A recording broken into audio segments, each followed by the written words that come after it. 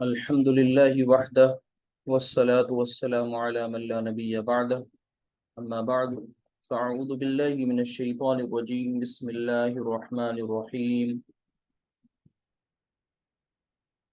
يا أيها الذين آمنوا إن تنصروا الله ينصركم ويثبت أقدامكم صدق الله العظيم رب اشرح لي صدري ويسر لي أمري واحلل عقدة من لساني يفقهوا قولي ربنا لا تؤاخذنا إن نسينا أو أخطأنا آمين یا رب العالمین۔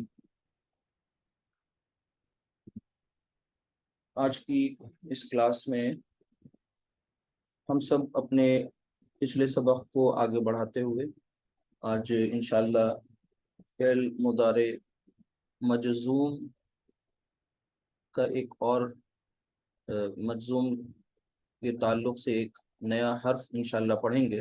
جیسا کہ آپ سب کو معلوم ہے کہ آپ سب نے پڑھا تھا کہ فعل مضارع کی مختلف 3 فارمز استعمال ہوتی ہیں، مرفوع اور منصوب اور مجزوم۔ آپ سب کو اچھی طرح پتہ ہے کہ فعل مضارع کب کب منصوب ہو جاتا ہے، کن کن حالات میں، اور وہ کون سے حروف ہیں جو فعل مضارع کو منصوب کرتے ہیں۔ اور اسی کے ساتھ ساتھ آپ کو یہ بھی معلوم ہوگا کہ جب کوئی حرف فعل مضارع کو منصوب کرتا ہے تو پھر اس کا میننگ پر، معنی پر کیا فرق پڑتا ہے۔ اس کے بعد پھر ہم لوگ فعل مضارع مجزوم پر آئے تھے، اور پچھلی کلاس میں اس سلسلے کی صرف آپ نے ایسے 2 حروف پڑھے تھے جو فعل مضارع کو مجزوم کرتے ہیں، جس میں لم اور لما کا آپ نے تفصیل سے مطالعہ کیا تھا۔ آج انشاءاللہ ہم سب ایک تیسرے حرف سے روبرو ہو رہے ہیں، اور وہ تیسرا حرف جو ہے وہ ان ہے، اور اس کے تعلق سے آج یہ سامنے ایک آیت بھی لکھی گئی ہے، اس کا سلیکشن کیا گیا ہے اپنے سبق کے تعلق سے۔ تو آپ سب جان لیجئے کہ ہمارا کوئی آج کا نیا ٹاپک نہیں ہے، بلکہ یہ فعل مضارع مجزوم یعنی فعل مضارع اخف، اسی سلسلے کا آج یہ دوسرا پارٹ ہے۔ ابھی اس کے انشاءاللہ 2 پارٹس اور آنے ہیں۔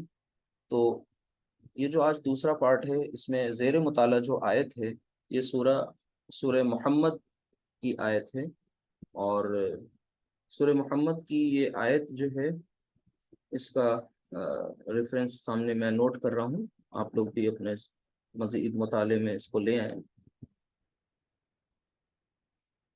یہ آیت نمبر 7 ہے، اگر آپ اسے مصحف میں دیکھیں گے انشاءاللہ تو یہ آیت نمبر 7 سورہ محمد کی۔ اس میں دیکھیے اللہ سبحانہ تعالیٰ نے فرمایا ہے کہ یا ایہا الذین آمنوا، اے وہ لوگو جو ایمان لائے ہو، ان تنصروا اللہ ینصرکم، اگر تم اللہ کی مدد کرو گے تو وہ تمہاری مدد کرے گا، ویثبت اقدامکم، اور وہ تمہارے قدموں کو جما دے گا، یعنی تمہیں دوام بخشے گا، تمہیں استقامت عطا فرمائے گا، تمہیں فرم کر دے گا، تمہارے پھر کوئی کسی طریقے کا تمہارے اندر کمزوری نہیں رہے گی، وہ کمزوری اللہ سبحانہ تعالیٰ اسٹرینتھ میں بدل دے گا۔ لیکن شرط اس میں یہ بتا دی گئی کہ تمہیں مدد کرنی ہے۔ یعنی اب مدد سے کیا مراد ہے، اس بات کو ہم سب اچھی طرح سے سمجھ لیں کہ یہ بات قرآن مجید کے دوسرے اور مقامات پر بھی اس طرح سے آئی ہے، جیسے کہ آپ سب نے پڑھا ہوگا سورہ آل عمران کی آیت کہ جب حضرت عیسیٰ علیہ السلام نے اپنے لوگوں سے کہا کہ جب باقی لوگوں کا کفر واضح ہو گیا، ان کی طرف سے انکار ہوا، تو حضرت عیسیٰ علیہ السلام نے یہ جاننا چاہا کہ بھئی کون ہے جو اس مشن میں، یعنی ان کے رد میں، ان کی اصلاح میں، ان کے سامنے دلیل پیش کرنے میں، اتمام حجت قائم کرنے میں کون ان کی مدد کرے گا۔ تو انہوں نے ایک صدا لگائی تھی، من انصاری الی اللہ، کون ہے اللہ کی طرف میرا مددگار۔ تو کیا کہا تھا، قال الحواریون نحن انصار اللہ، حواریوں نے کہا تھا کہ ہم ہیں مددگار اللہ کے۔ تو انصار دراصل بمعنی جیسے حواری، یعنی حواری لفظ جو ہے وہ مددگار کے اس میں فارم میں قرآن کریم میں ٹھیک اسی طریقے سے آیا ہے جیسے انصار لفظ آیا ہے، مہاجر اور انصار آپ نے پڑھا ہے سیرت کی کتابوں میں۔ تو ویسی حضرت عیسیٰ علیہ والسلام کے وہ ماننے والے جو آپ کی مدد کے لیے تیار تھے، ان کے حواری کہا گیا۔ حواریوں نے کہا کہ ہم ہیں مددگار۔ تو اب اللہ کی مدد سے کیا تعلق ہے، اس بات کو اچھی طرح سے ہم سب سمجھ لیں۔ دیکھیے اللہ سبحانہ وتعالیٰ کے تعلق سے بندے کے سامنے دو بڑی ذمہ داریاں ہیں۔ ایک تو انفرادی سطح پر وہ بندہ بن کر رہے، اور بندگی کے اظہار کے مختلف طریقے ہیں، مختلف مراسم عبودیت ہیں، یعنی وہ کام جن کے ذریعے بندہ اپنے آپ کو بندہ ہونا ثابت کرتا ہے اور اس کا اظہار کرتا ہے علی الاعلان، جیسے صلاۃ نماز قائم کرتا ہے، وقت پر نماز ادا کرتا ہے اہتمام کے ساتھ، خشوع و خضوع کے ساتھ، زکوٰۃ، حج، روزے، یہ وہ عبادات ہیں، مراسم عبودیت، جن کے ذریعے ایک بندہ اپنی بندگی کا اظہار کرتا ہے۔ ایک غلام یہ بتاتا ہے کہ میرا آقا ہے کوئی، میرا خالق ہے کوئی، میرا رب ہے کوئی، میرا مالک ہے کوئی، اور وہ کون ہے؟ وہ ایک ہے، یکتا ہے، تنہا ہے، اکیلا ہے، وحدہ لا شریک ہے۔ اور اسی کے برعکس اب یہ کام سارے ادا کیوں کیے جاتے ہیں؟ کیونکہ ایک بہت بڑا مشن اس کے سپرد کیا گیا ہے اجتماعی زندگی کے تعلق سے، اور وہ اجتماعی زندگی یعنی اس کی جو کلیکٹیو لائف ہے، اس کلیکٹیو لائف کے تعلق سے، خیر امت کے تعلق سے اس کے سپرد ایک بہت بڑی ذمہ داری کی گئی۔ وہ یہ کہ جو کانسیپٹ اس سے سمجھ میں آیا ہے اللہ سبحانہ وتعالیٰ کی دلیل اور برہان کے ذریعے، اللہ سبحانہ وتعالیٰ کی کتاب کے ذریعے، اس بات کو جس کو اس نے سمجھ لیا، کنونس ہو گیا، اور اس پر اس کا دل ٹھک گیا، راسخ ہو گیا، اور وہ بات اسے سمجھ میں آ گئی، اب یہ اس کی ذمہ داری ہے کہ وہ امانت میں خیانت نہ کرے، بلکہ اس خیر کو ان لوگوں تک پہنچائے جو اس کے حقدار ہیں، جو اس کے لیے، جو اس کے متلاشی ہیں، جو اسے تلاش کر رہے ہیں۔ اور یہ کام کیا ہے؟ اصل میں ابلاغ و تبلیغ کا ہے۔ یہ کام کیا ہے؟ اللہ سبحانہ وتعالیٰ کے ذریعے جو انبیاء و رسول بھیجے گئے، جن کا سلسلہ نبی کریم صلی اللہ علیہ وسلم، خاتم النبیین صلی اللہ علیہ وسلم کے ساتھ یہ سلسلہ ختم کر دیا گیا، آپ پر رسالت و نبوت تمام کر دی گئی۔ اب اس کے بعد یہ کام اس کام کی ذمہ داری اس امت کے سپرد کر دی گئی کہ اپنے اقوال سے، اپنے اعمال سے، اپنے کردار سے، اپنے اخلاق سے اصل میں اس ان احکامات کو جو تمام انسانیت کے لیے، جن میں کامیابی ہے، جن میں فلاح و بہبود ہے، انہیں تمہیں اپنے اعمال و افعال و کردار سے ظاہر کرنا تھا، اس کی حجت قائم کرنی تھی لوگوں تک۔ وہ بات اپنے کردار سے، صرف زبان سے نہیں، کردار سے پیش کرنا تھا، اس کی جیتی جاگتی تصویر ہماری روزمرہ کی زندگی میں ہمارے نبی صلی اللہ علیہ وسلم کے کردار کی جو خوبیاں ہیں، ہمارے نبی صلی اللہ علیہ وسلم کے کردار میں جو قربانی کا جذبہ تھا، جو رحمت کا ایلیمنٹ تھا، وہ رحمت کا ایلیمنٹ، وہ قربانی کا جذبہ، وہ اپنے آپ کو کھپانے کا جذبہ، یہ ہمیں ہمارے کردار سے نظر آنا چاہیے تھا۔ یہی ہے اصل میں اللہ کی مدد، یعنی اللہ اور اس کے رسول کے تعلق سے اللہ سبحانہ وتعالیٰ کے احکام کی کی اتباع کرنا، رسول اکرم صلی اللہ علیہ وسلم کے طریقے پر چلنا، اس انداز سے کہ ہمارے عمل سے اس کی حقانیت واضح ہو جائے، اس کا حق ہونا ثابت ہو جائے۔ اصل میں یہ ہے اللہ کی مدد۔ اس اللہ کی مدد کے تعلق سے اللہ سبحانہ وتعالیٰ کے یہاں بہت بڑے بڑے انعامات بھی ہیں۔ دیکھیے بندہ جب روزہ نماز کرتا ہے تو وہ بندہ ہے، لیکن وہی بندہ جب روزہ نماز سے آگے پھر اس دین کے، اس مشن کے نشر و اشاعت میں، اس کے ابلاغ و تبلیغ میں لگ جاتا ہے، اس کے قائم کرنے میں لگ جاتا ہے اپنی ذات پر سب سے پہلے، تو پھر ظاہر سی بات ہے پھر وہ اللہ کی رفاقت اسے ملتی، اللہ کا قرب اور اس کی معیت اسے ملتی۔ پھر اللہ سبحانہ و تعالیٰ فرماتا کیا ہے کہ وَيُثَبِّتْ أَقْدَامَكُمْ، کہ وہ تمہارے قدموں کو جما دے گا، وہ پھر تمہاری مدد کرے گا۔ تو اللہ کی حمایت اور اللہ کی مدد اور اللہ کی نصرت شامل حال ان کے ہوتی ہے جو صرف گھروں میں نہیں بیٹھے رہتے، جو اپنی ڈرائنگ روم میں بیٹھ کر کے، اے سی روم میں بیٹھ کر صرف ڈسکشنز نہیں کیا کرتے حالات کے تعلق سے، بلکہ حالات سے متاثر ہوتے ہیں اور لوگوں کے ساتھ ہمدردی کا، خیرخواہی کا، لوگوں کے ساتھ بھلائی کا رویہ کرتے ہیں، اور وہ مثالیں پیش کرتے ہیں جن کے ذریعے یہ ثابت ہو کہ وہ جس دین کے ماننے والے ہیں دراصل وہ کوئی اجنبی شے نہیں ہے، بلکہ وہ ایک انسان کی فطری آواز ہے، اور اس فطری آواز پر وہ لبیک کہتے ہوئے اللہ سبحانہ وتعالیٰ کی فرما برداری میں اپنی پوری زندگی کھپا دیتے ہیں، لگا دیتے ہیں۔ رسول اکرم صلی اللہ علیہ وسلم کی جتنی بھی اس تعلق سے محنتیں ہیں، کوششیں ہیں، ان کوششوں اور محنتوں اور کے تعلق سے وہ بہت بہترین عمل کر کے دکھاتے ہیں، اور آپ صلی اللہ علیہ وسلم کی سیرت کا عملی مظہر ہوتی ہیں ان کی زندگیاں۔ اللہ تعالیٰ ہم سب کو اس مدد کرنے والے اس مشن میں ہم سب کو مددگار و حمایتی کے طور پر قبول کرے، اور خود ہم سب کا حامی و ناصر ہمارا خدا ہو جائے، یہ ہماری اور ہم سب کی دعا ہونی چاہیے۔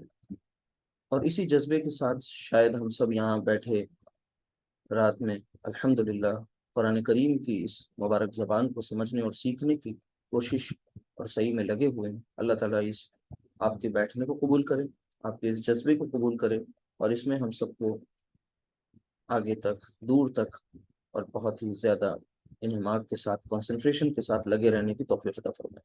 میں نے آپ کا کافی وقت لے لی ابتدا میں، لیکن یہ ضروری ہے کہ ہمارا کانسیپٹ کلیئر ہو، ایسا نہ ہو کہ ہم علم حاصل کر کے اور پھر بس علم ہی حاصل کرتے رہ جائیں اور وہ علم ہمارے کسی کام میں نہ آ سکے۔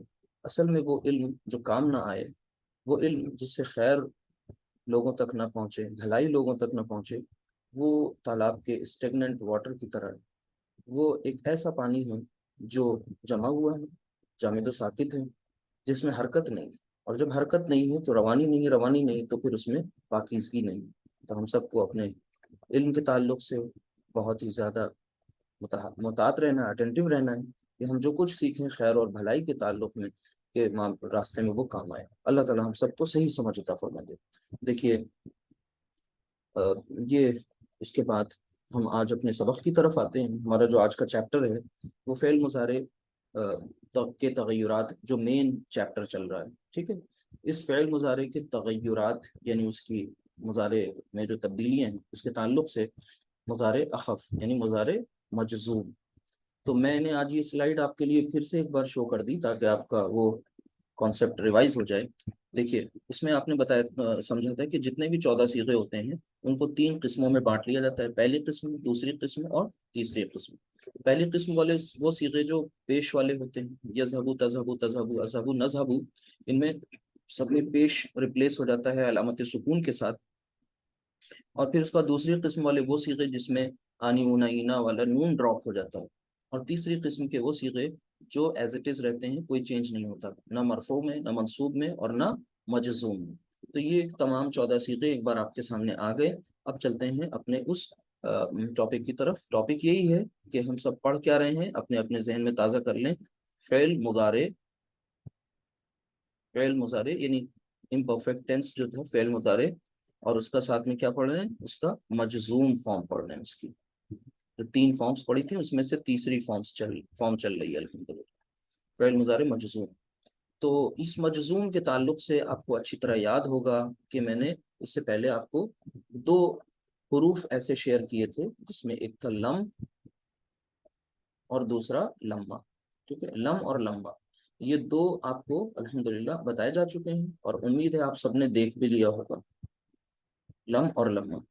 نہیں تو پھر سے ایک بار ریکارڈنگ گو تھرو کریں اگر کہیں بھی کوئی کنفیوژن ہے۔ تو لم اور لما، ان کا پراپر سائملٹینیس کنٹراسٹ یعنی ان کا فوری تقابل، ان میں دونوں میں موازنہ، کمپیریزن، وہ بھی بتایا تھا۔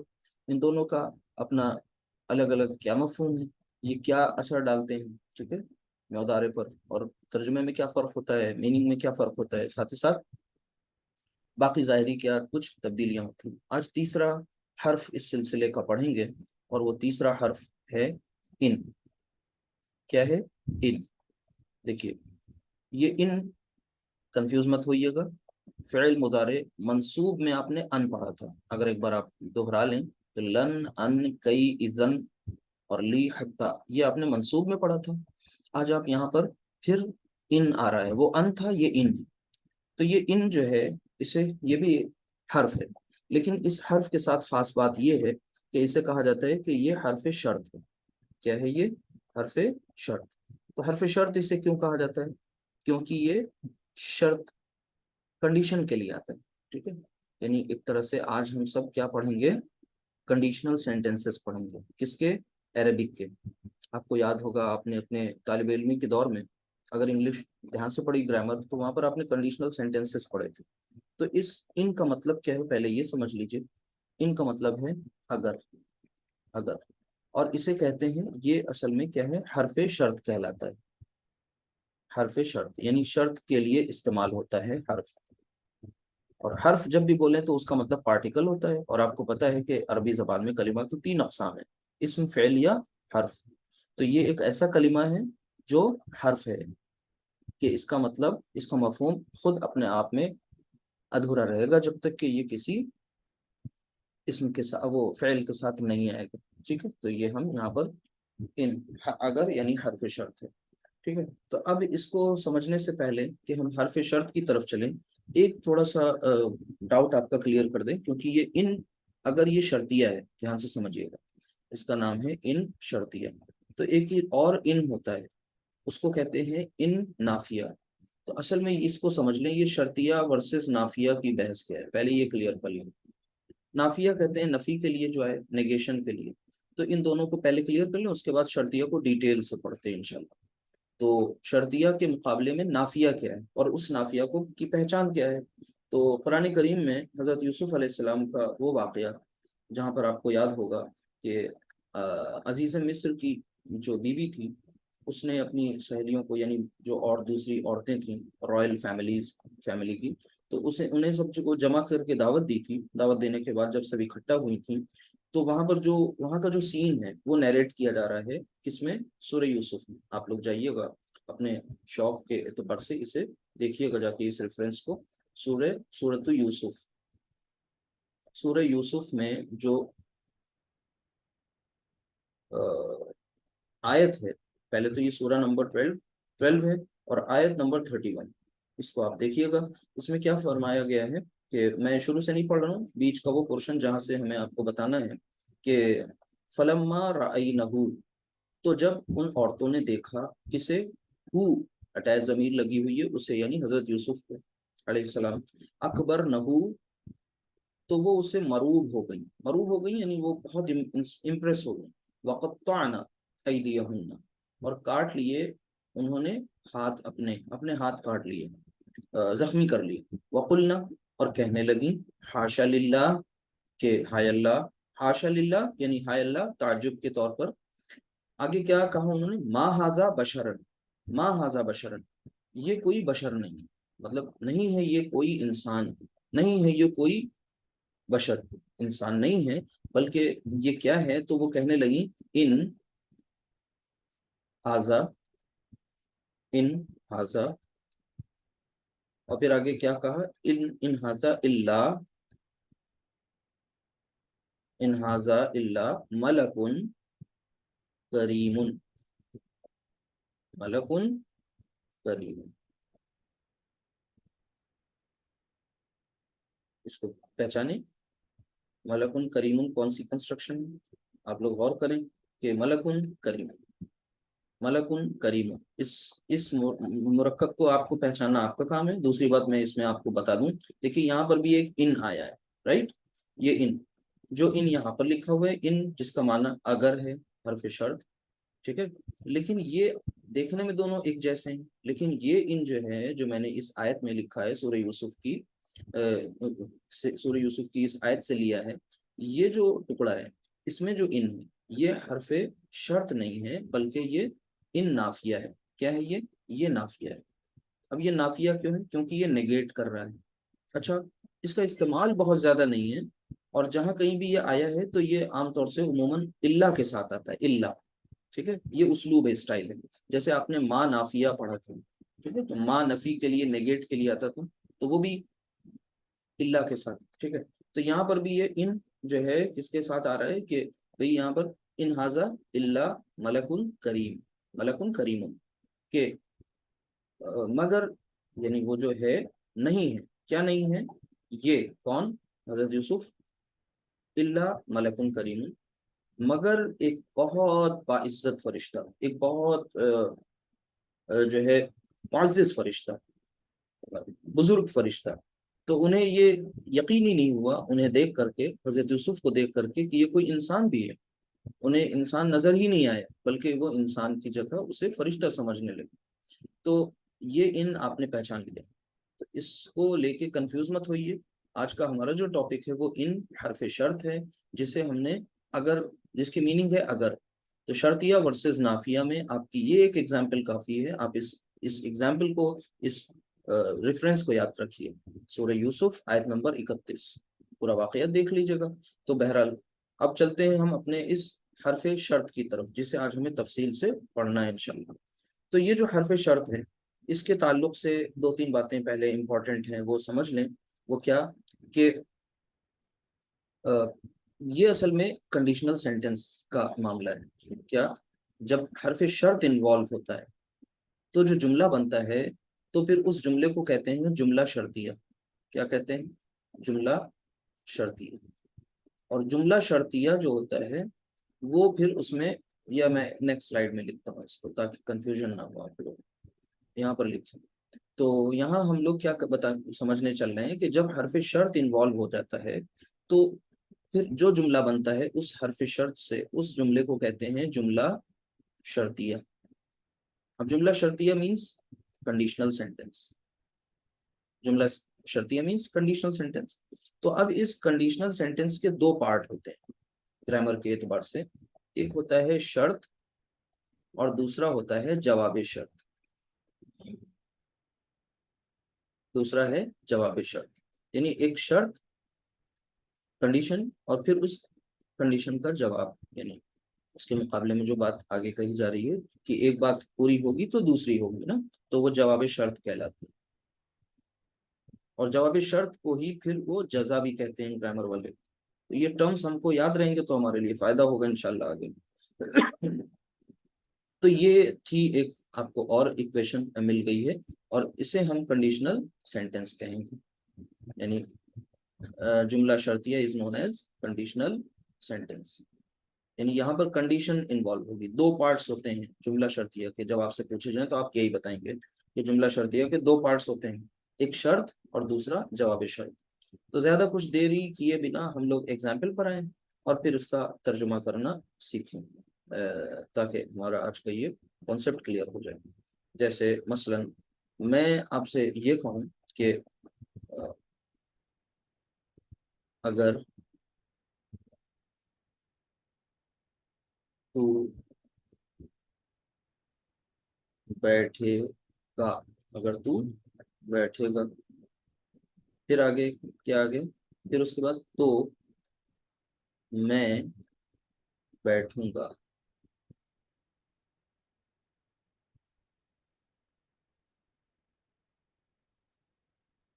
بیٹھوں گا اس طرح بھی لکھ سکتے ہیں، اور دوسرا آپ اس کو ایسے بھی، تو میں بیٹھوں گا. اب ایسا جب کوئی سینٹینس آ گئے، دیکھیے اب یہاں پر کیا ہے. یہاں پر یہ دیکھیے، اگر حرف، اردو کا حرف شرط جو ہے، ٹھیک ہے، تو بیٹھے گا تو میں بیٹھوں گا. تو یہاں پر جب بھی کبھی ایسا آ جائے تو سب سے پہلا کام کیا کرنا ہے. جیسے شروع میں جب آپ نے جملہ اسمیہ پڑھا تو آپ کو یہ بتایا گیا تھا بھائی جملہ اسمیہ میں دو پارٹس ہوتے ہیں، ایک مبتدا اور دوسری اس کی خبر، رائٹ. تو آج اب آپ کو یہ بتایا جا رہا ہے کہ بھائی جملہ شرطیہ کے دو پارٹس، کیا؟ ایک شرط اور دوسرا جواب شرط یا جزا. تو پہلا کام ہمیں یہ کرنا ہے کہ ہمیں جملہ اس شرطیہ کے دونوں حصوں کو الگ الگ کر لینا. تو اگر آپ غور کریں گے تو آپ کو مل جائے گا، اگر تو بیٹھے گا تو میں بیٹھوں گا.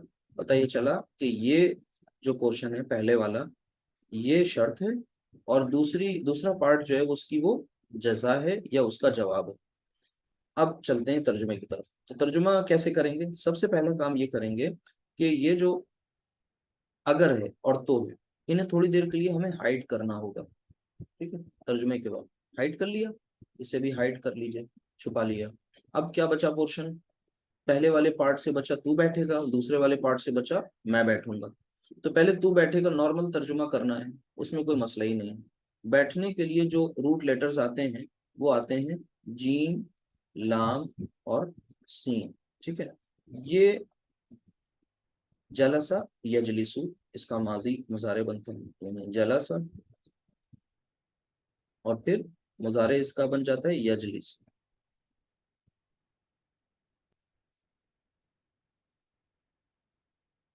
यजलिस। अब अगर आपसे पूछें ये कौन सा बाब है, जलसा यजलिसु कॉम्बिनेशन से आप पहचानिए ये कौन सा माजी मुजारे कॉम्बिनेशन बन रहा है, किस बाब से आ रहा है, सुलासी मुजर्रद के, ये सब पीछे की पड़ी हुई चीजें आपकी हैं। तो आप फौरन बता लेंगे दौरबा यदरिबु, यानी बाब दुआद से। ठीक है, चलें। तो ये आपको मिल गया यजलिसु। तो जैसे ही आपको जलसा यजलिसु आपका बना, तो आपने फौरन यहाँ देखा कि भाई हमें सीगा कौन सा लाना है, तू बैठेगा। तू बैठेगा मतलब यहाँ पर कौन है? Second person. अच्छा, सेकंड पर्सन के साथ साथ आपको ये भी देख लेना है कि जेंडर क्या है और नंबर क्या है। ठीक है, तो सेकंड पर्सन, और अब इसका जो तू, यानी तू बैठेगा, तो ये सिंगुलर इन नंबर है।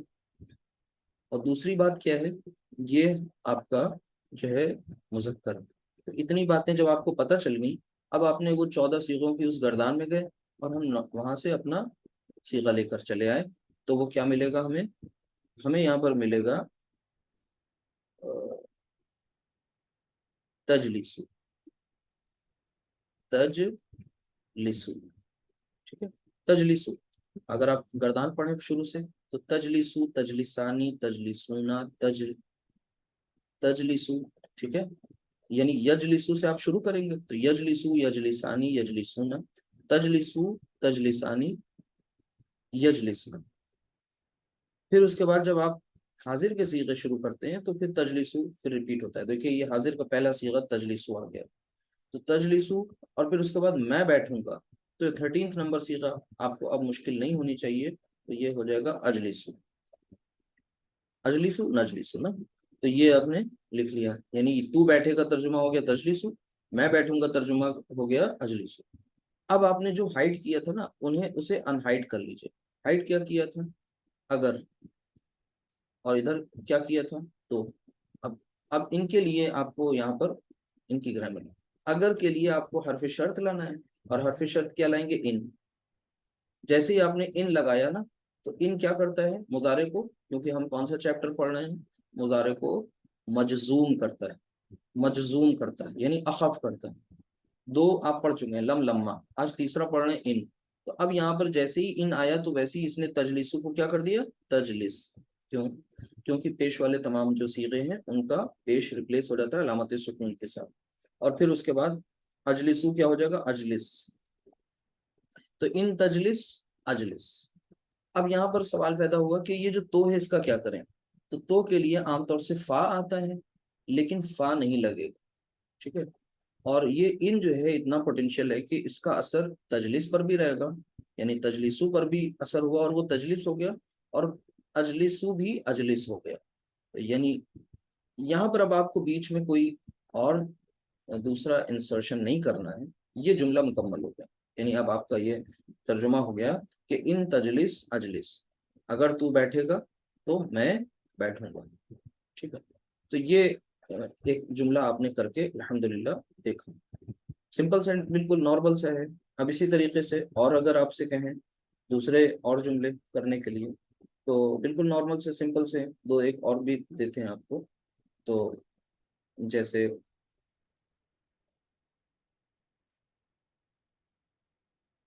यहाँ पर आइए, देखिए नेक्स्ट सेंटेंस, अगर तू मुझे मारेगा یا اور سمپل لے لیجیے، اس کو نیکسٹ راؤنڈ میں کرتے ہیں، ٹھیک ہے، تو کہ اور ایزی ہو جائے. چلیے، اگر وہ جائے گی، اگر وہ جائے گی تو میں پڑھوں گا، تو میں پڑھوں گا.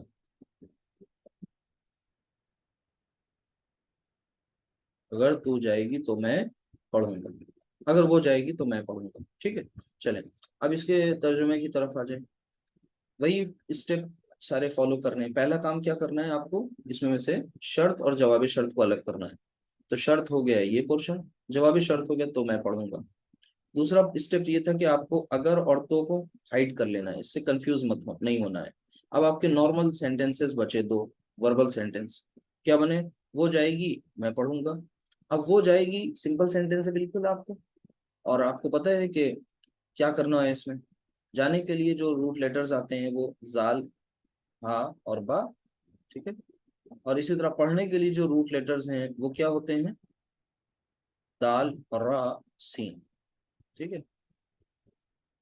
تو ذہبہ یذہب، یعنی یہ باب فا سے آتا ہے، ذہبہ یذہب، فتح یفتح. اور یہ جو آتا ہے درسا یدرسو، یہ نون باب سے آتا ہے. جب آپ کو باب پتہ چل جاتا ہے تو باب کے معلوم ہونے کے بعد آپ کو ماضی مضارع کمبینیشن بھی معلوم ہو جاتا ہے. اب بات، جب آپ کو باب معلوم ہو گیا، پہلا صیغہ بن گیا مضارع کا، ذہبہ یذہبو، پہلا صیغہ بنا یذہبو. جب یذہبو آ گیا تو پھر پوری گردان آ گئی. اسی طرح درسا یدرسو، تو یدرسو آیا تو پوری گردان آ گئی. تو اب آپ کو یہ دیکھنا ہے کہ آپ کو کون سا صیغہ چاہیے گردان میں سے، آپ کی کیا ریکوائرمنٹ ہے. تو یہاں پر ہے وہ جائے گی، وہ جائے گی. سب سے پہلے تو یہاں پر پرسن دیکھا کریں، پرسن کون سا ہے، تھرڈ پرسن. ٹھیک ہے، وہ سے پتا چلا تھرڈ پرسن. اچھا، تھرڈ پرسن میں اب ہمارے سامنے کیا ہے، پرسن پتا چل گیا تو اب ہم نمبر دیکھیں اس کا. تو وہ جائے گی سنگولر ان نمبر، رائٹ. پھر اس کے بعد یہاں پر جینڈر، تو جینڈر جائے گی مؤنث. اب یہ تین باتیں آپ کے سامنے ہیں، اور ٹینس آپ کو آلریڈی پتا ہے. اب آپ کو یہ معلوم ہو گیا کہ ہمیں کون سا صیغہ لانا ہے. ٹھیک ہے، تھوڑا سا دھیان اگر آپ دیں گے تو فوراً آپ کا جواب یہ آئے گا کہ اصل میں یہ واحد مؤنث غائب کا صیغہ ہے، یعنی صیغہ نمبر فورتھ. تو صیغہ نمبر فورتھ کیا ہوتا ہے، یذہبو کا اپوزٹ تذہبو، تذہبو ہو گیا. بات کلیئر ہوئی. اب آتے ہیں ذرا ادھر. تو میں پڑھوں گا، میں پڑھوں گا. اب یہاں پر تھوڑا سا چینج ہے، کوئی مسئلہ نہیں. تو میں پڑھوں گا، پڑھنے کے لیے روٹ لیٹرز میں نے کیا بتایا تھے آپ کو، دال اور سین. تو درسا یدرسو، یدرسو، تدرسو، تدرسو، ادرسو، ندرسو. ٹھیک ہے، تو میں پڑھوں گا کہ کیا ہو جائے گا، ادرسو. ٹھیک ہے، چلیں دونوں کے آپ نے جو سینٹینس تھے وہ آپ نے فریم کر لیے وربل سینٹینس. اب اگلا اسٹیپ آپ کیا کرتے ہیں کہ سب سے پہلا کام آپ کو ان ہائڈ کرنا ہے جو آپ نے ہائڈ کیا تھا. تو یہ ادھر ہٹا دیا اور ادھر سے یہ ہٹا دیا. اب اگر کے لیے میں نے کیا لکھ دینا ہے یہاں پر، ان حرف شرط. جیسے ہی ان صاحب آئیں گے تو لم اور لما کی طرح یہ تذہبو کو کیا بنا دیں گے، تذہب. ٹھیک ہے، ان تذہب. اور پھر یہ آپ کو بتایا میں نے، تو کے لیے کچھ نہیں لکھنا، تو کے لیے کچھ نہیں لکھنا، رائٹ. جب تو کے لیے کچھ نہیں لکھنا تو پھر کیا کرنا ہے، تو پھر آپ کو نارملی یہاں پر ادرسو کو ادرس کر دینا ہے بس. تو ان تذہب ادرس، یہ نارمل آپ کا یہ کنسٹرکشن مکمل ہو گئی. اسٹیپس آپ کو پتا ہو گئے. اب اسی طریقے سے یہ آپ کر کیوں رہے ہیں، آپ کو عربک ٹرانسلیٹر ابھی نہیں بننا ہے، نہ آپ کے لیے یہ ٹرانسلیشن آنے والے ہیں کہیں پر. اصل میں آپ کو قرآن میں اس کنسٹرکشن کو پہچاننا ہے، اور انشاءاللہ ابھی ہم آپ کو وہ کنسٹرکشن پہچانوا کر دکھاتے ہیں، آپ کو آئیڈینٹیفائی کراتے ہیں کہ قرآن میں یہ کہاں پر یوز ہوئی ہیں. چلیں آگے دیکھیں، دوسرا ایک اور سینٹینس کر لیں، اس کے بعد آگے بڑھتے ہیں کہ اگر تو مجھے مارے گا تو میں تجھے ماروں گا. اگر تو مجھے مارے گا تو میں تجھے ماروں گا. ٹھیک ہے، تو ہاں مجھے یہ تو بس اس کو ترجمے تک رکھیے گا، یہ حقیقت میں مت لے لیجیے گا، کیونکہ قرآن کریم کو اصول ہے کہ برائی کا جواب ہمیں بھلائی سے دینا ہے. تو وہاں پر وہ اصول ہے کہ وَلَا تَسْتَوِي الْحَسَنَةُ وَلَا السَّيِّئَةُ ادْفَعْ بِالَّتِي هِيَ أَحْسَنُ، کہ برائی اور بھلائی دونوں برابر نہیں ہو سکتی، بلکہ برائی کو اس بات سے دور کرو جو سب سے بھلی ہو، احسن ہو. تو چلیں اب یہاں پر اس کو آتے ہیں، ترجمہ کرتے ہیں. سب سے پہلا کام آپ کو وہی کرنا ہے، دونوں پورے اس بڑے سینٹینس کے دو پارٹس کر لیں، شرط اور جواب شرط. تو شرط ہے اگر تو مجھے مارے گا، جواب شرط یعنی جزا تو میں تجھے ماروں گا. پھر نیکسٹ اسٹیپ اگر اور تو یعنی ان کو آپ ہائڈ کر لیں. اب آپ کا نارمل سینٹینس بچ گیا کیا، کہ وربل سینٹینس تو مجھے مارے گا. اچھا تو مجھے مارے گا، یہاں پر تھوڑا الرٹ ہو جائیے گا. ابھی تک اوپر جو بھی کچھ تھا وہاں پر آپ صرف اور صرف کیا کر رہے تھے، فعل با فاعل تھا، رائٹ، یعنی ورب اور ساتھ ہی ساتھ سبجیکٹ. لیکن یہاں پر تھوڑا اگر آپ دیکھیں تو مجھے مارے گا، یہ جو مجھے جو آ رہا ہے نا، یہ کیا ہے، یہ آبجیکٹ ہو گیا. تو اب یہاں پر آپ کو فعل فاعل اور مفعول تینوں چیزیں مل رہی. تو چلیں سب سے پہلا کام، تو مجھے مارے گا. تو مارے گا، تو مارے گا، تو سے پتہ چلا کہ بھئی یہ سیکنڈ پرسن کی بات ہو رہی ہے، سیکنڈ پرسن کے ساتھ ساتھ یہ سنگولر کی بات ہو رہی ہے، اور پھر یہ مذکر کی بات ہو رہی ہے. ٹھیک ہے، تو مجھے مارے گا، تین باتیں پتہ چلی. اسی طرح میں تجھے ماروں گا، یہاں پر فرسٹ پرسن کی بات ہو رہی ہے. اس طرح سے آپ پہچانیں فرسٹ پرسن، اور پھر اس کے بعد یہ بھی سنگولر ہے. ٹھیک ہے، اور پھر اس کے بعد یہ بھی مذکر. اب ہمیں ساری چیزیں پتہ چل گئی، بس ہم نارمل وہ سینٹینس میں وہ چیز لے آئیں گے. یعنی سب سے پہلا کام ہم کیا کریں گے کہ یہ ہاں، تو پہلا کام تو مجھے مارے گا، تو تد ریبو، تد ریبو. ٹھیک ہے، لیکن مجھے مارنے کی بات ہو رہی ہے نا یہاں پر. تو مجھے مارنا یعنی یا متکلم انوالو ہو رہی ہے. جب یا متکلم بیچ میں آئے گی تو ایک نون وقایا بیچ میں آتا ہے، آپ کو پتا ہوگا اچھی طرح. یعنی بیچ میں جب یا متکلم آئی تو وہ ایک نون وقایا کی ڈیمانڈ کرے گی، کیونکہ اسے زیر چاہیے، اور وہ زیر کی ڈیمانڈ کون پوری کرے گا، وہ زیر کی ڈیمانڈ پوری کرنے والا اصل میں نون وقایا ہے. ٹھیک ہے، تو یا متکلم آ گئی آبجیکٹ کے طور پر. تو یہ نون کے نیچے زیر آ گئی، اور یہاں پر یہ بنا کچھ تجریبو نہیں، لیکن نہیں. اب آگے ویسے بھی اس کو ابھی دیکھیں گے، اور پہلے اس کو فی الحال اتنا ہی لکھا رہنے دیں. اس کے بعد آتے ہیں ادھر ذرا. ٹھیک ہے، وہ کیا ہے، میں تجھے ماروں گا. میں مارنے کا مطلب کیا ہے، اب دیکھیے، یضربو تضربو اضربو نضربو، تو اصل میں کیا تھا، اضربو. اور پھر تجھے مارنے والی بات ہے، تجھے مینس یو، تو کا اٹیچڈ ضمیر، تو اضربو کا. ٹھیک ہے، لیکن اب ہو کیا رہا ہے یہاں پر، اب یہاں پر آپ ان اگر والا اب انہائٹ کر دیں گے. اگر کو انہائٹ کیا، تو کو انہائٹ کیا، تو اگر کے لیے آپ لے کر کے آئے ان، تو ان نے آ کر کے کیا کیا، تضربنی کو تضربنی، تضربنی. اور پھر یہاں پر اضرب کا کو اضرب کا، کیونکہ تو کے لیے تو کچھ لانا نہیں ہے، تو پھر بس ان کے آتے ہی وہ اثر یہاں پر موجود ہے. تو یہ جو پھر کچھ کنسٹرکشن بن کے آئی، تو ان تضربنی اضرب کا. ٹھیک ہے، اضرب کا. اگر کوئی مؤنث مار کھانے والی تو پھر اضرب کی ہو جاتا ہے. ٹھیک ہے، یہ بات آپ نے الحمدللہ کر لی. اس کے بعد آگے چلیے، اب ذرا اس پوائنٹ کی طرف آتے ہیں کہ غور کریے ذرا، کہ اگر تم اللہ کی مدد کرو گے، ٹھیک ہے، تو وہ تمہاری مدد کرے گا، تو وہ تمہاری مدد کرے گا. اگر تم اللہ کی مدد کرو گے تو وہ تمہاری مدد کرے گا. اچھا، یہاں پر آپ نے کیا کیا،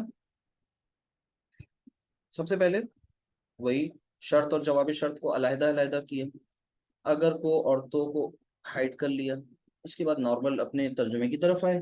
تو ترجمے کے لیے آپ نے سب سے پہلا کام کیا کرنا ہے، کہ یہ دیکھنا ہے کہ بھائی جو فعل ہے مدد کرو گے، تو کون کس کی مدد کر رہا ہے؟ تم مدد کرو گے. تو تم سے پتہ چلا کہ سبجیکٹ یہاں پر بات ہو رہی ہے سیکنڈ پرسن کی.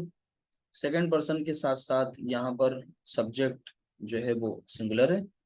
ٹھیک ہے. اور اب سنگولر نہیں ہے اصل میں، بات یہ جو پیچھے سے چل رہی تھی تو وہ مومنین کو خطاب کیا جا رہا ہے نا، اگر آپ غور کریں تو وہاں پر یہ پلورل کی بات ہو گئی. ٹھیک ہے. تم سے مراد تم سب ہے تو پلورل ہو گیا. اور ساتھ ہی ساتھ یہاں پر جو ہے وہ جو مذکر کا صیغہ استعمال کیا جاتا ہے، اور آپ کو پتہ ہے کہ مذکر کا استعمال کرنے کا مطلب مؤنث بھی اس کی تابع، تو وہ بھی اس میں آ جائے گی ساری چیز، اس کو بھی خطاب کیا جا رہا ہے. اور یہاں پر وہ تمہاری مدد کرے گا تو وہ سے مراد یعنی یہ تھرڈ پرسن کے ساتھ ساتھ یہ سنگولر اور یہ مذکر. اب اتنی باتیں آپ کو معلوم ہو گئی. اب ہم اپنے اس پارٹیکولر اس میں جائیں کہ بھئی یہاں پر مدد کرنے کے لیے روٹ لیٹرز کیا آتے ہیں. تو روٹ لیٹرز آتے ہیں نون صاد را. ٹھیک ہے. اور یہاں تو باب کلیئر ہے، نون باب نصرہ ینصرو. ٹھیک ہے. بس نارمل ہے، اپنے صیغے کی طرف گئے، اپنے گردان کی طرف گئے اور وہاں سے گردان میں سے وہ ریسپیکٹیو صیغہ لے کے چلے آئے. ٹھیک ہے. تو یہاں پر اگر آپ جائیں گے تم مدد کرو گے یعنی تم سب مدد کرو گے. ٹھیک ہے. تم سب مدد کرو گے تو تم سب یعنی تم سب لوگ مدد کرو گے. تو اصل میں یہ صیغہ جو آپ کو لانا ہے وہ کیا کہتے ہیں، جمع مذکر اور حاضر کا صیغہ. تن سرو نا صیغہ کون سا ہے؟ تنصرون. ٹھیک ہے. اچھا آگے دیکھیے. اب آگے آ رہے ہیں کہ تم سب مدد کرو گے. یہ تو بات یہاں آ گئی تنصرون، کس کی مدد کرو گے؟ اللہ کی. تو آپ کو پتہ ہے اللہ مفعول ہے اور جب مفعول آ جائے تو اسے ہم حالت نصب میں رکھتے ہیں. تو اللہ تنصرون اللہ. ٹھیک ہے. اچھا آگے دیکھیے دوسرے پارٹ میں جزا میں وہ تمہاری مدد کرے گا. تو وہ تمہاری مدد کرے گا تھرڈ پرسن واحد مذکر. تو سب سے پہلا صیغہ ین سرو. کیوں ینسرو؟ تنسرو انسرو ننسرو نوسارا ینسرو. تو پہلا صیغہ آ گیا ینسرو. کس کی مدد کرے گا؟ تمہاری مدد کرے گا یعنی تم سب کی مدد کرے گا. تو پیچھے جو سبجیکٹ تھا اسی کے لیے یہاں پر یہ استعمال کیا جا رہا ہے. تو پیچھے سبجیکٹ آپ کا تو جمع کا تھا تو یہاں پر ہو جائے گا اس کے لیے اٹیچ ضمیر کم. دن ینسرو سورکم ینسرکم. اب ہم یہاں پر کیا کریں گے؟ کنڈیشنل سینٹینس کے لیے ہم اب اگلا اسٹیپ کیا کرتے ہیں، جو ہم نے ہائڈ کیا تو اسے ان ہائڈ کر لیں. اگر کو ان ہائڈ کرنے کے بعد اس کے لیے ہم حرف شرط ان لے کر کے آئے. ان آتے ہی کیا کرے گا؟ سب سے پہلے فعل مضارع کو مجزوم کرے گا، جو ہمارا چیپٹر ہے اخف کرے گا. تو آپ کو پتہ ہے کہ تنصرونا اونا ساؤنڈ والا صیغہ ہے. آنی اونا اینا والے جتنے صیغے ہیں یہ سب میں نون ڈراپ ہوتا ہے، ہم نے بھی کر دیا. اور نون ڈراپ ہونے کے بعد ایک ایکسٹرا الف آپ کو لگانا ہوتا ہے. تو اب کیا ہوا، اسے آپ پڑھیں گے تو ان تن سورو سورو سورو. اب آگے یہ را کس میں مل رہا ہے؟ یہ اللہ میں لا میں مل رہا ہے. تو ان تن سور اللہ اس کو اس میں ملائیں گے ڈائریکٹ. ٹھیک ہے. لام ہے یہاں پر ان تن سور اللہ. آگے کیا ہے؟ ینصروکم. تو اب ینصرو تو نہیں رہے گا. ینصرو کب تھا؟ جب تو کو یا اگر کو ہم نے ہائڈ کر دیا تھا. اب چونکہ ہم ان ہائڈ کریں گے لہٰذا یہاں پر ینصرو کیا ہو جائے گا؟ ینصر. اب پڑھیے ان تنصر اللہ ینصرکم. اگر تم اللہ کی مدد کرو گے تو وہ تمہاری مدد کرے گا. اب ذرا پیچھے چلیں اور اس آیت کی طرف جو میں نے سب سے پہلے آج پڑھی ہے اس کی طرف چلیں اور اس میں دیکھیں یہاں پر غور کریے اور اللہ کا شکر کریے کہ اللہ تعالیٰ نے آپ کو اس آیت میں اتنی بڑی گرامر یہ سمجھا دی. یا ایھا الذین آمنو، اے وہ لوگو، ایھا ایتھا تو پہلے ہی آپ کو پتہ ہے، یا حرف ندا، الذین اس میں موصول یعنی ریلیٹو پروناؤن، آمنو ایمان لائے وہ لوگ جو یعنی اے وہ لوگو جو ایمان لائے ہو، ایمان کے دعوے دار ہو. جمع کا صیغہ ان تنصر اللہ ینصرکم. ٹھیک ہے. اب آپ کو یہ بات پتہ چل گئی کہ پیچھے آمنو ہے لہٰذا جو فعل آ رہی ہے وہ بھی دیکھیے جمع. تو یہ پورا کا پورا پارٹ جو ہے اب آپ نے پہچان لیا کہ اصل میں یہ جملہ شرطیہ ہے. اس میں حرف شرط ان ہے اور یہ جملہ شرطیہ کے دو پارٹس ہوتے ہیں، ایک شرط اور دوسرا جواب شرط. تو شرط ہے ان تنصر اللہ اور جواب شرط ہے ینصرکم. تو اللہ تعالیٰ کیا فرماتا ہے کہ اس میں تب سب سے پہلے تو جب اللہ کی مدد کرو گے یعنی اللہ کے نبی کریم صلی اللہ علیہ وسلم نے جس مشن کے لیے ہم سب کو ایک طریقے سے ذمہ دار بنایا تھا، ٹھیک ہے، اللہ سبحانہ تعالیٰ نے جو ذمہ داری سونپی ہے بحیثیت امت کے، اور وہ بھی خیر امت کے، تو اس ذمہ داری کو جب نبھاؤ گے تو پھر اللہ سبحانہ تعالیٰ تمہارا حامی و ناصر ہوگا، مددگار ہوگا۔ لیکن کب؟ جب باہر نکلو گے۔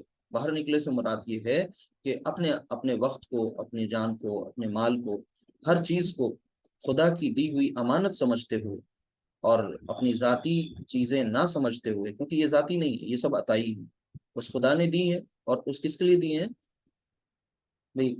خرچ کرنے کے لیے دی ہیں۔ اب اس خرچ کرنے کا میں جو کون کون لوگ اس کے مستحق ہیں، کون کون حقدار ہیں، ٹھیک ہے، آپ ہیں، آپ کی ذات ہے، آپ کے اہل و عیال ہیں، اس کے علاوہ جو ہیں وہ مخلوق خدا، تو مخلوق خدا کا اس میں حصہ ہے، آپ کا اپنا کچھ ذاتی نہیں، نہ آپ کا علم اپنا ہے، نہ آپ کی صلاحیت اپنی ہے، نہ آپ کا مال اپنا ہے، نہ آپ کی ساری چیزیں اصل میں دراصل اللہ سبحانہ تعالیٰ کی عطا کردہ ہیں۔ تو اس نے جو ذمہ داریاں دی ہیں، جو کام بتایا ہے، وہ کام ہمیں کرنا ہے اپنے آخری سانسوں تک، تب تو اللہ کی مدد کے ہم امیدوار ہو سکتے ہیں، ادروائز اللہ کی مدد کے امیدوار ہونا محض خوش فہمی ہے۔ اللہ سبحانہ تعالیٰ قرآن کریم میں اس کو تل کا امانی یوہم سے تعبیر کرتا ہے کہ یہ اصل میں ان کی خوش فہمیاں ہیں، وشفل تھنکنگز ہیں، اس میں کوئی حقیقت نہیں۔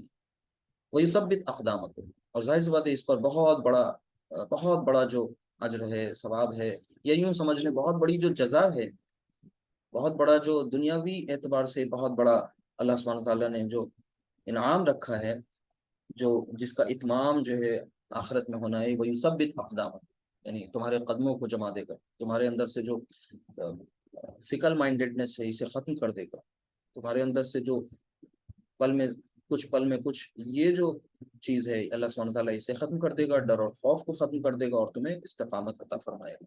تو ہم سب اس حرف شرط اور جواب شرط کے تعلق سے الحمدللہ آج کے سمجھنے والے بن گئے کہ آج اللہ کا شکر ہے جملہ شرطیہ ہمیں بالکل کلیئر ہو گیا، اور ساتھ ہی ساتھ یہ بھی پتہ چل گیا کہ جملہ شرطیہ میں اور ساتھ ساتھ وہ شرطیہ اور ان نافیہ میں کیا فرق ہوتا ہے۔ ان کے آنے سے جو فعل مضارع مجزوم ہو جاتا ہے، یعنی جو مجزوم کا قاعدہ ہے وہ اس پر اپلائی ہو جاتا ہے، اور ساتھ ہی ساتھ جس جملے پر یہ داخل ہوگا وہ جملہ شرطیہ یعنی کنڈیشنل سینٹینس کہلائے گا۔ اور آج دل چاہتا ہے اس آیت کو ایک بار پھر سے ڈسکس کریں، جسے کل سے مراد میری اس سے پہلے والی جو کلاس تھی جس میں سورۃ الحجرات کی آیت تھی قالت الاعراب، تو آج اسی آیت پر آج کا یہ سبق ختم ہوگا، کیونکہ اس میں بھی آپ کو حرف شرط مل جائے گی۔ تو یہاں پر یہ آیت اتنی خوبصورت ہے اس حوالے سے، سورۃ الحجرات کی آیت نمبر 14، ٹھیک ہے، 14، 49 14، یہ جو آیت ہے اس اعتبار سے بہت خاص ہے، کیا کہ اللہ سبحانہ تعالیٰ نے اس میں جو ہے لم بھی دے دیا، لما بھی دے دیا، ٹھیک ہے، دیکھیے لم تؤمنوا، پھر اس کے بعد لما یدخل الایمان، پھر اس کے بعد اب اس کے جواب میں آگے پڑھیں گے کیا فرمایا کہ قالت الاعراب آمنا، کہ اعراب یعنی اس دور میں، اس مخصوص دور میں جب یہ قرآن نازل ہوا تو اس کا مطلب یہی تھا اس دور میں کہ جو بدو تھے، اعراب تھے، جو دیہاتی تھے، مرکز علم سے دور تھے، تو آج کے تعلق سے یہی ہے کہ آج جو مرکز علم سے دور لوگ ہیں تو وہ کون ہیں؟ وہ کہتے ہیں کہ آمنا، دعویٰ کرتے ہیں کہ ہم ایمان لائے، تو قل لم تؤمن، تو اللہ سبحانہ تعالیٰ جواباً کہتا ہے کہ ان سے کہہ دو کہ لم تؤمنو، تم ہرگز ایمان نہیں لائے، ہرگز ایمان نہیں لائے، ذرا بھی ایمان نہیں لائے، ولیکن قولوا اسلمنا، ہاں اگر تم کچھ کہنا چاہتے ہو تو یہ کہو کہ ہم اسلام لائے، یعنی ہم مسلمان ہو گئے، قانوناً مسلمان ہو گئے، دنیاوی قانون کے مطابق مسلمان ہو گئے، اپنے دعوے میں مسلمان ہو گئے، لیکن وہ جو ریکوائرڈ ٹریٹس ہیں، کیریکٹرسٹکس ہیں، ایک مومن کی جو صفات ہیں اس سے ابھی متصف نہیں ہو سکتے، تو حقیقی ایمان ابھی ایمان دل میں داخل نہیں ہوا، ابھی اصل میں اقرار باللسان تک ہے معاملہ، صرف زبان سے تم نے، یعنی زبان کی لپ سروس والا معاملہ ہے کہ زبان کو حرکت دی، کیا جا رہا ہے، اور وہ کہہ دیا، دعویٰ کر دیا، لیکن تصدیق بالقلب جو ہے، یعنی دل کے ساتھ تصدیق کرنا، دل سے تصدیق کرنا، قلبی کیفیت ہو جانا، ویسی ایمانی حلاوت اور نور ایمان سے منور ہو جانا قلوب کا، یہ دراصل ہمارے اعمال بتائیں گے، ہماری زندگی کی ترجیحات بتائیں گے۔ تو جب ہم اپنے مشن کو دیکھتے ہیں زندگی کے، جب ہم اپنی ترجیحات کو دیکھتے ہیں، پرائرٹیز کو دیکھتے ہیں، پریفرنسز کو دیکھتے ہیں، چوائسیز کو دیکھتے ہیں، تو پھر یہ پتہ چلتا ہے کہ ابھی ایمان ہے ہی نہیں۔ تو اصل میں ایمان قلوب کا معاملہ ہے، ٹھیک ہے، یہ قلب کا معاملہ ہے، یہ ظاہر کا معاملہ ہے ہی نہیں۔ وَلَمَّا يَدْخُلِ الْإِيمَانُ فِي قُلُوبِكُمْ، اگر اس کی کچھ انٹینسٹی، حرارت پتہ چلے گی، تو یہ قلب کی گواہی زبانی کلامی گواہی نہیں ہوگی، یہ اعمال سے زندگی پھر مزین ہو جائے گی، اعمال سے آراستہ و پیراستہ ہو جائے گی، اعمال بہتر ہو جائیں گے۔ کون سے ہو جائیں گے؟ یعنی پھر اعمال الائن کریں گے کس سے؟ دعووں سے، جو دعویٰ کیا ہے، جو کلیم کیا ہے، اس کے مطابق اعمال نظر آنے لگیں گے۔ وَلَمَّا يَدْخُلِ الْإِيمَانُ فِي قُلُوبِكُمْ، اور ایمان تو ابھی تک داخل ہی نہیں ہوا تمہارے دلوں میں۔ اب آگے کیا فرمایا، بہت اہم آج کے سبق کے تعلق سے، وَإِن تُطِيعُوا، اب ظاہر سی بات ہے، یہ ساری بات پڑھنے کے بعد سوال یہ پیدا ہوتا ہے کہ پھر آخر ہم کریں کیا کریں جو ہمارے اندر ایمان آ جائے؟ ایسی کیا چیز کر لیں جس کی وجہ سے ہم صرف قانونی مسلمان نہ رہ جائیں، بلکہ واقعتاً مسلمان ہو جائیں، واقعتاً مومن ہو جائیں۔ اور مومن کا مطلب محض رسمی مومن نہیں، میں مومن مسلم کا مطلب محض رسمی مسلم نہیں، بلکہ وَإِن تُطِيعُوا اللَّهَ وَرَسُولَهُ، اور اگر تم اطاعت کرو گے اللہ اور اس کے رسول کی، لا یلدکم من اعمالکم شیئا، تو وہ تمہارے اعمال میں سے کچھ بھی ضائع نہیں کرے گا، کوئی بھی چیز، کوئی اعمال میں سے کچھ بھی ضائع نہیں کرے گا۔ اب آپ اسے پہچانیے گا، من اعمالکم، آپ سب نے گرامر پڑھی ہے، آپ کو پتہ ہے کہ من حرف جار، اعمالکم جار وہ مضاف الیہ کنسٹرکشن، تو مضاف الیہ کنسٹرکشن کو حرف جار من نے مجرور کیا، یہ پوری کنسٹرکشن مرکب جار لی۔ تو یا لا یلدکم من اعمالکم شیئا، تمہارے اعمال میں سے کچھ بھی اللہ سبحانہ وتعالیٰ ضائع نہیں کرے گا۔ تو اب یعنی جو ٹریک ہے، جو راستہ ہے، وہ کون سا ہے؟ اللہ اور اس کے رسول کی اطاعت۔ یا ایھا الذین آمنوا اطیعوا اللہ واطیعوا الرسول، رسول کی اطاعت، اللہ کی اطاعت، اللہ کی اطاعت، رسول کی اطاعت، یہ کیسی ہونی چاہیے؟ یہ انکنڈیشنل ہو، یعنی ایسی اطاعت جس میں کوئی شرط نہ رکھی گئی ہو، ایسی اطاعت جو واقعتاً ہماری زندگی سے نظر آ رہی ہو۔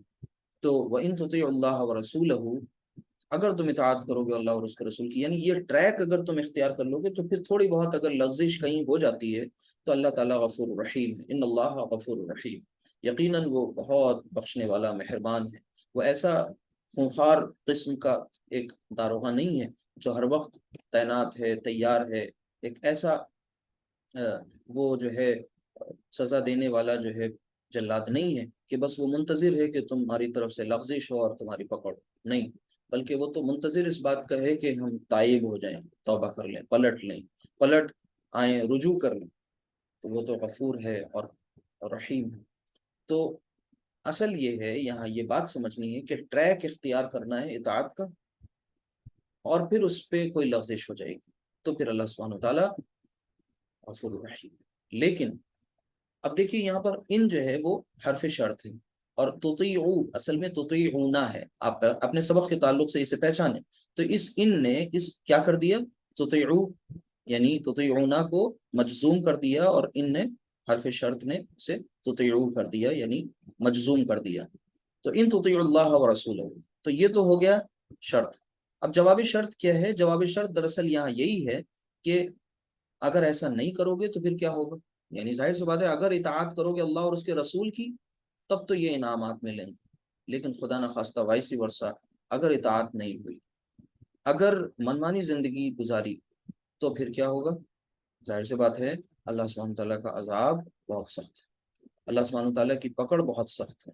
اللہ سبحانہ تعالیٰ کی کا معاملہ یہ ہے کہ وہ بندے کو جو اس نے مہلت دی ہوئی ہے، بندے کو جو اس نے اجازت دی ہوئی ہے کس چیز کی، اختیار دیا ہوا ہے کس چیز کا، چاہے تو وہ شکر گزار بنے اور چاہے وہ ناشکرہ بنے، ٹھیک ہے۔ اِنَّا هَدَيْنَاهُ السَّبِيلَ إِمَّا شَاكِرًا وَإِمَّا كَفُورًا، تو اس کا مطلب ہرگز یہ نہیں ہے کہ وہ ہمیں اختیار دے دیتا ہے اور پھر اس کے ہاں پکڑ کا کانسیپٹ نہیں ہے۔ اصل میں پکڑ کا کانسیپٹ یہ ہے کہ اب تمہیں چھوٹ ہی اسی لیے دی گئی، زبردستی کوئی کام نہیں کرا جائے گا، نہ زبردستی ہدایت دی جائے گی، نہ زبردستی گمراہ کیا جائے گا۔ حق کے طالبوں کو ہدایت ملے گی اور شر کے طالبوں کو انہیں اللہ سبحانہ تعالیٰ گمراہ کر دے گا، ان کے لیے پھر شرارت والے راہیں آسان کر دے گا۔ لیکن جو خیر کے متلاشی ہیں، خیر طلب کرنے والے لوگ ہیں، جب وہ مجاہدہ کریں گے، لیکن شرط وہاں بھی ہے مجاہدے کی، والذین جاہدوا فینا لنہدینہم سبلنا، اور جن لوگوں نے مجاہدہ کیا، اسٹرگل کیا ہمارے راستے میں، تو اللہ سبحانہ تعالیٰ فرماتا ہے لنہدینہم سبلنا، تو ضرور بے ضرور ہم نے ان کے لیے راستے، راہیں ہموار کر دیں، کشادہ کر دیں اپنی راہوں کو۔ اللہ سبحانہ تعالیٰ سے دعا ہے کہ اللہ تعالیٰ ہمیں قرآن کریم کے ان عجائبات کو، قرآن کریم کی کہ اس لنگوسٹک بیوٹی کو، قرآن کریم کی اس خوبصورت زبان کو سمجھنے والا، اس پر غور و فکر کرنے والا، اور اس کے ساتھ تعلق جوڑنے والا بنا دے۔ دیکھیے اگر آپ گرامر نہیں سیکھیں گے تو آپ کو وہ فیل نہیں آئے گی، صاف بات ہے۔ تو گرامر سیکھنا ہر ایک اس شخص پر فرض ہے جس نے، ظاہر سی بات ہے، دنیا کے معاملات میں بہت ترقیاں حاصل کی، ظاہر سی بات ہے اس کے اندر استطاعت ہے، تبھی تو اس نے دنیا میں بڑے بڑے علوم حاصل کیے۔ تو اب کون سی ایسی چیز مانے ہے، روک رہی ہے، رکاوٹ ہے کہ انسان عربی گرامر کی طرف متوجہ نہ ہو اور اس خوبصورت کلام سے وہ ناآشنا رہ جائے زندگی بھر؟ بہت بڑی محرومی ہے، بہت بڑی محرومی۔ اللہ تعالیٰ ہم سب کو عمل کی توفیق عطا فرمائے۔ آپ سب سے ریکویسٹ ہے ہماری کہ اس کلاس کو دیکھیں، اس پر ریلیٹڈ جو بھی نوٹس آپ بنا سکتے ہیں وہ نوٹس کو تیار کریں، اور پھر اس کے بعد انشاءاللہ آئندہ جو ہے اسی کا ایک اور 2 پارٹس اور انشاءاللہ اس کے آنے والے ہیں۔ اس کے پہلے ایک پارٹ آ چکا ہے، اس پارٹ کو بھی پراپرلی ریوائز کریے۔ اگر آپ نے ریویژن پراپر نہیں کیا تو پھر آپ کا انٹرسٹ دھیرے دھیرے ختم ہونے لگے گا، کیونکہ کچھ چیزیں پائل اپ ہوں گی، اور یہاں پر روز وہ چیز ریوائز نہیں کرائی جائے گی۔ ہاں اس کا بھی ایک طریقہ ہوتا ہے، اس طریقے کے مطابق تو ریویژن ہوگا، لیکن پھر بھی آپ کی طرف سے ہوم ورک ہونا بہت ضروری ہے۔ اگر آپ نے ہوم ورک نہیں کیا تو پھر معاملات اچھے نہیں بنیں گے، آپ کا انٹرسٹ کم ہونے لگے گا دھیرے دھیرے، پھر لوگ اسی لیے کم ہو جاتے ہیں۔ تو یہ حوالہ میں لکھ دوں یہاں پر، پہلے بھی لکھا گیا ہے، آیت نمبر 49، اور سورہ نمبر 49، سورۃ الحجرات، آیت نمبر 14۔ تو دعا کر لیں، سبحانک اللہم و بحمدک، اشہد ان لا الہ الا اللہ وحدہ لا شریک لہ، واشہد ان محمدا عبدہ ورسولہ۔